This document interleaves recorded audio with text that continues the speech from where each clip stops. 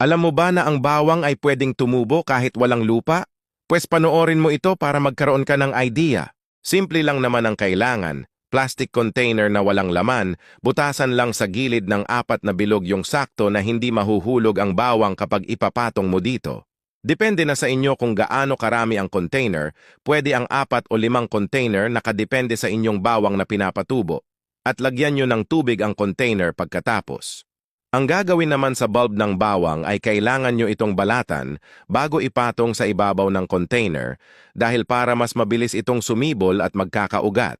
Ang paglagay ng tubig ay kailangan tamang-tama lang. Ang importante ang puwitan ng bawang ay mababad para mabilis ang pag-germinate at pagkakaroon nito ng mga ugat.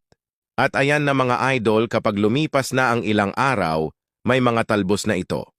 Kapag umabot na ng 2 linggo ay ganyan na magiging resulta, kaya pwede na itong itanim sa permanenteng lupa upang mas lumago ang mga laman nito. Paghiwa-hiwalayin lang ang mga butil na may talbos para mas marami kayong matatanim sa lupa at maganda ang pagkakaroon nito ng malalaking laman.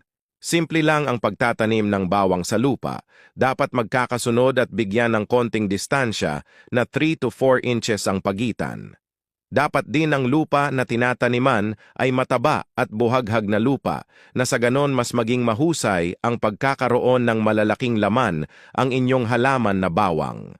Sipag at tiyaga lang ang kailangan para sa mahusay na animo. Maraming salamat!